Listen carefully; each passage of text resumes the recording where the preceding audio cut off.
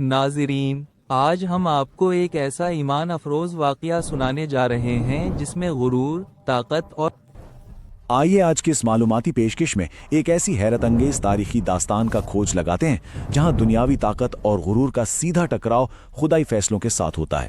دی گئی معلومات کے مطابق یہ کہانی ایک ایسے ظالم بادشاہ کی ہے جس نے خود کو خدا کہلوایا، اور اس کے مدے مقابل وہ ہستی کھڑی ہوئی جس نے سچائی کا پرچم بلند کیا۔ لیکن اس کہانی کا سب سے غیر معمولی، سب سے حیران کن حصہ اس بادشاہ کے اپنے ہی گھر سے جڑا ہوا ہے۔ ذرا تصور کیجئے ایک ایسا ماحول جہاں ہر طرف خوف اور جبر کا راج ہو۔ وہاں تاریخ کے سب سے طاقتور اور مغرور ترین حکمران کی اپنی ہی بیٹی ایک دہکتی ہوئی آگ کے بیچوں بیچ اپنے عقیدے کی سچائی کیسے تلاش کرتی ہے۔ اس واقعے کی پوری ترتیب بار تفصیل ابھی سامنے آئے گی، اور سچ پوچھیں تو یہی وہ سوال ہے جو اس پوری داستان کا اصل مرکز ہے۔ تو بڑھتے ہیں پہلے حصے کی طرف، نمرود کا دعویٰ خدائی۔ دیکھیں، ذرائع بتاتے ہیں کہ نمرود کا شمار دنیا کے طاقتور ترین بادشاہوں میں ہوتا تھا۔ یہ وہ پہلا شخص تھا جس نے تاریخ میں اپنے سر پر شاہی تاج رکھا، اور حد تو یہ ہے کہ کھلے عام خدائی کا دعویٰ کر دیا۔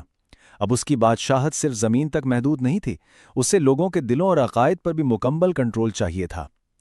اس ظالم بادشاہ کا جبر کس حد تک تھا، اس کا اندازہ اس بات سے لگائیں کہ اس نے ایک شاہی فرمان جاری کیا: ریاست سے کھانے پینے کا سامان یعنی راشن صرف انہی کو ملے گا جو اسے خدا مانیں گے۔ بھوک کو ایک باقاعدہ ہتھیار کے طور پر استعمال کیا گیا، اور بالکل اسی کٹھن وقت میں حضرت ابراہیم علیہ السلام سامنے آئے، جنہوں نے توحید کی دعوت دی اور بت پرستی کے خلاف بے خوف ہو کر آواز اٹھائی۔ اور یہاں سے شروع ہوتا ہے دوسرا حصہ، حضرت ابراہیم علیہ السلام کا تاریخی مناظرہ۔ کہانی میں اصل موڑ تب آتا ہے جب حضرت ابراہیم علیہ السلام غلے لینے کے لیے دربار میں تشریف لے جاتے ہیں۔ انہوں نے نمرود کی شرائط ماننے یعنی اس سے خدا ماننے سے صاف انکار کر دیا۔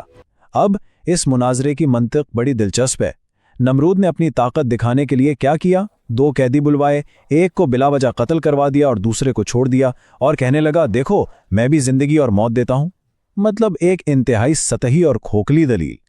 اس کے جواب میں حضرت ابراہیم علیہ السلام نے ایک ایسا حتمی چیلنج دیا جس نے سب کچھ ختم کر دیا۔ فرمایا، میرا رب سورج کو مشرق سے نکالتا ہے، اگر تو واقعی خدا ہے تو اسے ذرا مغرب سے نکال کر دکھا۔ تاریخی حوالوں کے مطابق اس ایک روشن اور سیدھی دلیل نے نمرود کی بولتی بند کر دی۔ وہ مکمل طور پر لاجواب ہو گیا۔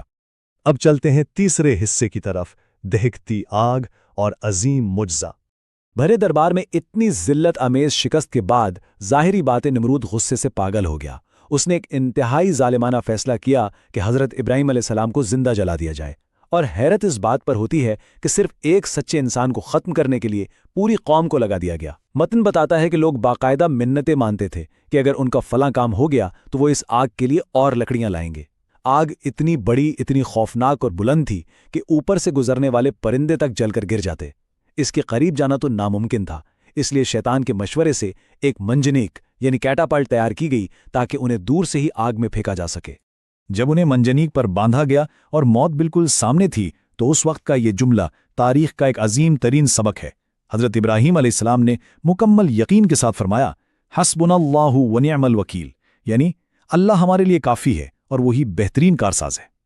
ذرائع کے مطابق اس کڑیا وقت میں فرشتے بھی مدد کے لیے آئے۔ ہوا کے فرشتے نے آگ اڑانے کی پیشکش کی، پانی کے فرشتے نے بارش برسا کر اسے بجھانے کی اجازت مانگی، لیکن حضرت ابراہیم علیہ السلام نے سب کو منع کر دیا اور فرمایا کہ انہیں صرف اپنے رب پر بھروسہ ہے۔ ان کا یہ توکل، ان کا یہ بھروسہ واقعی انسانی تاریخ کی بے مثال یادگار ہے۔ اور پھر اسی توکل کا جواب آسمانوں سے آیا۔ اللہ تعالیٰ کا براہ راست حکم نازل ہوا، یا نار کونی بردم و سلامن علی ابراہیم۔ کائنات کے خالق نے فزکس کے اس بنیادی اصول کو ہی بدل کر رکھ دیا جس پر وہ آگ جل رہی تھی۔ آگ کو حکم دیا گیا کہ وہ صرف ٹھنڈی نہ ہو بلکہ سلامتی والی بن جائے۔ یہ وہ نقطہ عروج ہے نا جہاں آ کر دنیاوی طاقت کی ہر سازش، ہر چال خدائی طاقت کے سامنے بالکل صفر ہو جاتی ہے۔ چشم زدن میں ایک ایسا معجزہ رونما ہوا جو انسانی عقل سے باہر ہے۔ وہ آگ جس کے شعلے آسمان سے باتیں کر رہے تھے، ایک دم سے ایک سرسبز گلزار میں تبدیل ہو گئی۔ جہاں آگ کی تپش ہونی چاہیے تھی وہاں پھول کھل گئے، ٹھنڈے پانی کے چشمے بہنے لگے، اور حضرت ابراہیم علیہ السلام بالکل آرام اور اطمینان کے ساتھ وہاں بیٹھے تھے۔ اب سوچئے، باہر کھڑے لوگوں کے لیے یہ آگ کا ایک خوفناک سمندر تھا، لیکن اندر یہ سلامتی کا ایک خوبصورت باغ بن چکا تھا۔ اب ذرا اس منظر نامے کا زاویہ بدلتے ہیں۔ نمرود جو اپنے محل کے ایک اونچے مینار سے یہ سارا تماشا دیکھ رہا تھا، اسے پورا یقین تھا کہ ابراہیم علیہ السلام اب تک جل کر راکھ ہو چکے ہوں گے، لیکن اسی محل میں ایک اور نگاہ بھی تھی جو یہ سب بہت غور سے دیکھ رہی تھی۔ وہ تھی نمرود کی اپنی بیٹی راجا۔ اس نے اس مینار سے ایسا کیا دیکھا جس نے اس کی پوری زندگی پلٹ کر رکھ دی؟ تو آتے ہیں چوتھے حصے پر، نمرود کی بیٹی کا ایمان۔ متن ہمیں بتاتا ہے کہ راجا کو جب علم ہوا کہ آگ دراصل ایک باغ میں بدل چکی ہے تو وہ حیرانی کے عالم میں خود اس مقام تک گئی۔ وہ تو وہاں راکھ دیکھنے گئی تھی نا، لیکن اس نے ایک ایسی حقیقت دیکھی جس نے اسے تنگ کر دیا۔ یہاں سے نظریات مکمل طور پر بدلتے ہیں۔ راجا نے حیرت زدہ ہو کر پوچھا، اے ابراہیم، یہ کیا معجزہ ہے؟ آگ آپ کو کیوں نہیں جلا رہی؟ اس پر حضرت ابراہیم علیہ السلام کا جواب بہت گہرا اور سیدھا تھا۔ انہوں نے فرمایا، جس کے دل میں اللہ کی معرفت ہو، آگ اسے نقصان نہیں پہنچا سکتی۔ سچ میں یہ ایک مختصر مگر فیصلہ کن گفتگو تھی جس نے سیدھا راجا کے دل پر وار کیا۔ یہ سچائی جاننے کے بعد راجا نے ایک سیکنڈ بھی ضائع نہیں کیا۔ اس نے اسی وقت کلمہ پڑھا اور سچے دل سے ایمان قبول کر لیا۔ اور کمال کی بات یہ ہے کہ اس نے صرف زبانی اقرار نہیں کیا، بلکہ چل کر دہکتی آگ کے اندر حضرت ابراہیم علیہ السلام کے قریب چلی گئی۔ اس کے اس جرت مندانہ قدم نے یہ ثابت کر دیا کہ یہ معجزہ، یہ سلامتی اب اس کے سچے ایمان کی بدولت اسے بھی حاصل تھی، اور آگ نے اسے رتی برابر بھی نقصان نہیں پہنچایا۔ اب ظاہر ہے تاریخ کے سب سے ظالم بادشاہ کے لیے اپنے ہی گھر میں یہ بغاوت کیسے برداشت ہوتی۔ جب نمرود کو اپنی بیٹی کے ایمان لانے کی خبر ملی تو وہ غصے سے پاگل ہو گیا۔ اس نے راجا کو ڈرایا، دھمکایا، توبہ کرنے کو کہا، مگر راجا نے کیا کیا؟ اس نے نہایت بہادری سے سچائی کو چھوڑنے سے بالکل انکار کر دیا۔ پھر نمرود نے اسے سخت سے سخت سزا دینے کا حکم دیا، لیکن اللہ کی مدد دوبارہ پہنچی۔ متن کے مطابق اللہ نے حضرت جبرائیل علیہ السلام کو بھیجا، جنہوں نے راجا کو وہاں سے بے حفاظت نکالا اور سیدھا حضرت ابراہیم علیہ السلام کے پاس پہنچا دیا، جہاں بعد میں ان کی شادی اسی نیک خاندان میں کر دی تھی۔ اور اب کہانی کے اختتام کی طرف چلتے ہیں۔ 5واں حصہ، تکبر کا عبرتناک انجام۔ اس پوری داستان میں ایک بہت گہری ستم ظریفی ہے۔ تاریخی ذرائع غیر جانبدارانہ طور پر بتاتے ہیں کہ وہ شخص جس نے دنیا کی سب سے بڑی آگ جلوائی، جس کے پاس بے پناہ وسائل اور فوج تھی، اس کا خاتمہ کسی عظیم جنگ یا کسی بڑے ہتھیار سے نہیں ہوا، بلکہ اسے اللہ کی مخلوق میں سے ایک انتہائی حقیر اور معمولی مچھر کے ذریعے ہلاک کر دیا گیا۔ یہ قدرت کی طرف سے ایک واضح نشانی تھی کہ وہ جسے چاہے عزت دے اور جسے چاہے ذلیل کر دے۔